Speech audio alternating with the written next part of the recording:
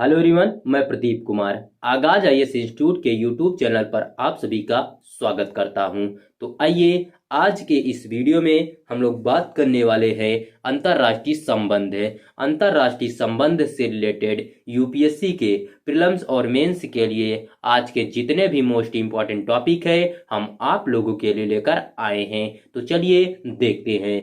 तो देखिए, प्रीलिम्स के लिए जो टॉपिक है वो इजरायल है, फिलिस्तीन है और संघर्ष में भारत की मध्यस्थ की भूमिका और इजरायल फिलिस्तीन संघर्ष, महात्मा गांधी, शीत युद्ध, वेस्ट बैंक और भारत मध्य पूर्व यूरोप आर्थिक गलियारा IMEC। और मेंस के लिए जो टॉपिक है वो इजरायल फिलिस्तीन संघर्ष में भारत की मध्यस्थ की भूमिका, भारत से जुड़े और या भारत के हितों को प्रभावित करने वाले समूह एवं समझौते और क्षेत्रीय और वैश्विक समूह है। तो चलिए हम यूपीएससी के प्रीलिम्स और मेंस के इन सभी टॉपिक के बारे में पूरे विस्तार से चर्चा करते हैं। तो देखिए चर्चा में क्यों है, आइए समझते हैं। इजरायल फिलिस्तीन संघर्ष पर भारत के कूटनीतिक रुख में पिछले कुछ वर्षों में कुछ परिवर्तन आया है, जो फिलिस्तीन के लिए इसके ऐतिहासिक समर्थन और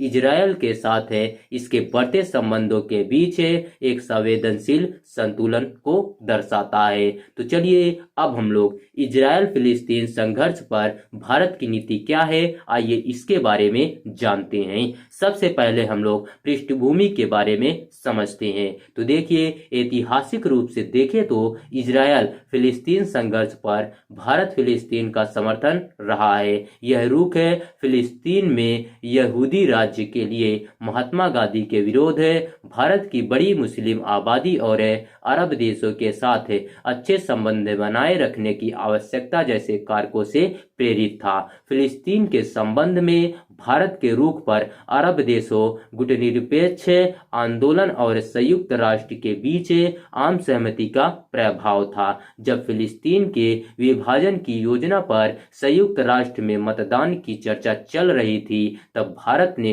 अरब देशों के साथ मिलकर इसके विरोध में मतदान किया था। भारत ने संयुक्त राष्ट्र में इजरायल के प्रवेश का भी विरोध किया। भारत ने शीत युद्ध के दौरान सोवियत संघ का पक्ष लेते हुए अपना फिलिस्तीन समर्थन रुख बरकरार रखा, जिसने अरब राज्यों का समर्थन किया था। भारत की नीति में बदलाव क्या है, आइए देखते हैं। तो देखिए, राजनीतिक संबंधों की स्थापना वर्ष 1992 में भारत ने एक बड़ा बदलाव चिन्हित करते हुए इजरायल के साथ पूर्व राजनीतिक संबंध स्थापित किए। इसके बावजूद भारत ने फिलिस्तीनी मुद्दे को लेकर समर्थन जारी रखा। शीत युद्ध की समाप्ति के बाद ही प्रधानमंत्री नरसिम्हा राव ने अरब देशों के साथ संभावित मतभेदों के बावजूद आज इजराइल के साथ राजनीतिक संबंध स्थापित करने का साहसिक कदम उठाया।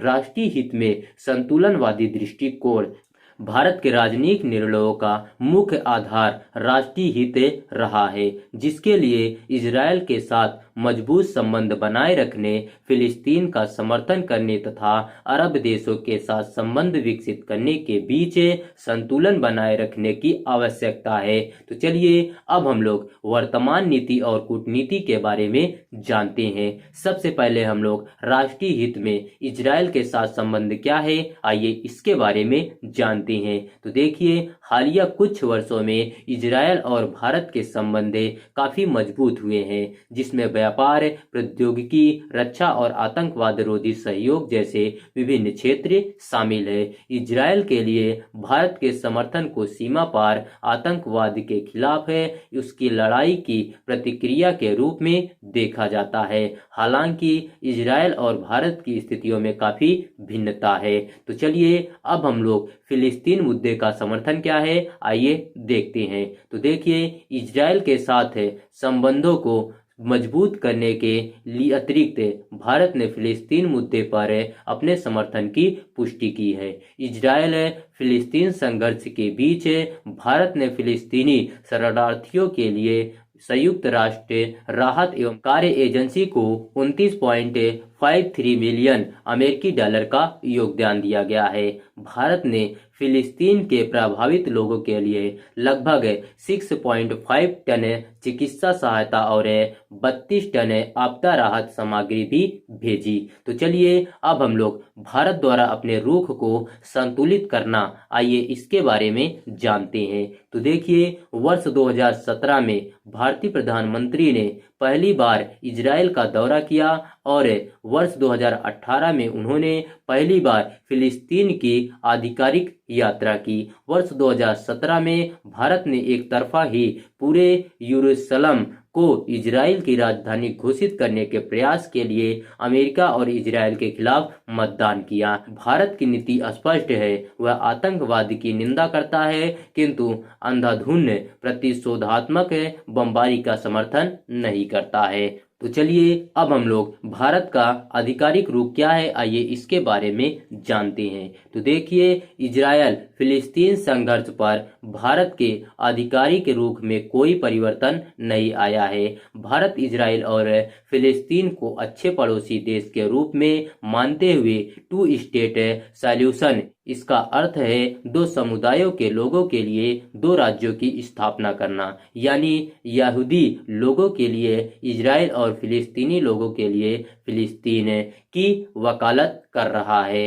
अमेरिका की मध्यस्थता के बाद ही वर्ष 1991 के मैड्रिड शांति सम्मेलन में इजराइल फिलिस्तीनी संघर्ष को हल करने के लिए टू स्टेट सॉल्यूशन पर सहमति बनी थी।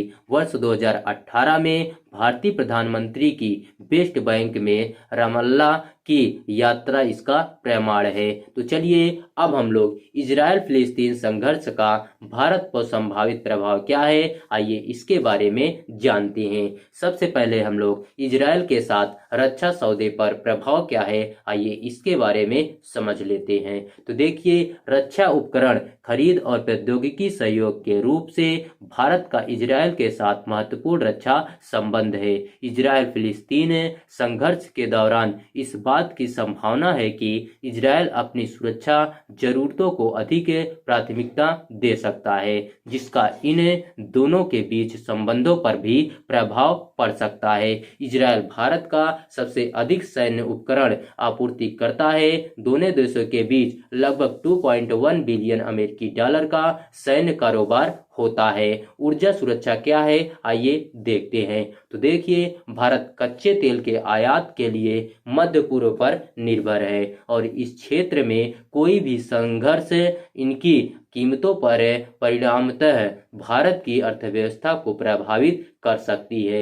चूंकि विश्व की सभी अर्थव्यवस्थाएं एक दूसरे से अंतर संबंधित हैं, इसलिए अगर सऊदी अरब और ईरान जैसे देश इजराइल फिलिस्तीन के बीच चल रहे संघर्ष में शामिल होते हैं तो निश्चित रूप से भारत की ऊर्जा आपूर्ति, अर्थव्यवस्था तथा निवेश पर इसका सीधा असर पड़ेगा। तो चलिए अब हम लोग भारत मध्य पूर्व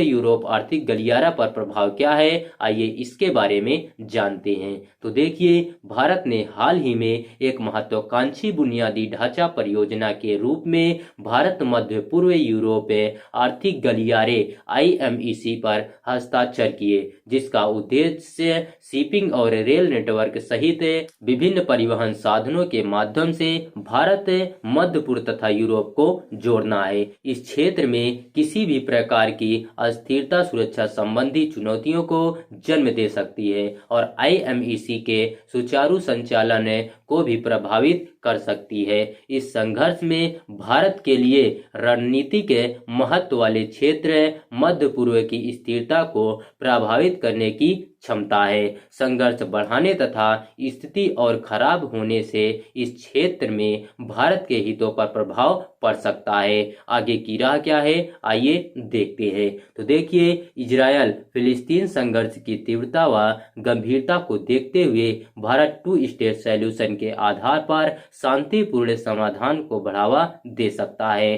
भारत को अपने कूटनीतिक प्रयास जारी रखने के साथ ही अपने अंतर्राष्ट्रीय प्रभाव का उपयोग करके इजराइल और फिलिस्तीन दोनों को बातचीत करने के जरिए मुद्दों का समाधान निकालने के लिए प्रोत्साहित करना चाहिए। भारत को मध्यस्थता करने के प्रयास को जारी रखना चाहिए और साथ ही फिलिस्तीनी लोगों की तत्काल आवश्यकताओं को पूरा करने तथा संघर्ष प्रभावित क्षेत्रों में मानवीय सहायता प्रदान करनी चाहिए। आपसी समझ और विश्वास को बढ़ावा देने के लिए इजरायल तथा फिलिस्तीनी नागरिक, समाज समूहों, शिक्षाविदों एवं युवाओं के बीच संवाद को प्रोत्साहित करने की आवश्यकता है। तो चलिए आज का वीडियो यहीं पर समाप्त होता है। तो देखिए, अगर आप लोगों को इसका पीडीएफ चाहिए तो इसका पीडीएफ आप लोगों को टेलीग्राम चैनल पर दे दिया जाएगा। टेलीग्राम चैनल का नाम है आगाज आईएएस इंस्टीट्यूट और टेलीग्राम चैनल का लिंक इस वीडियो के डिस्क्रिप्शन में भी दे दिया जाएगा।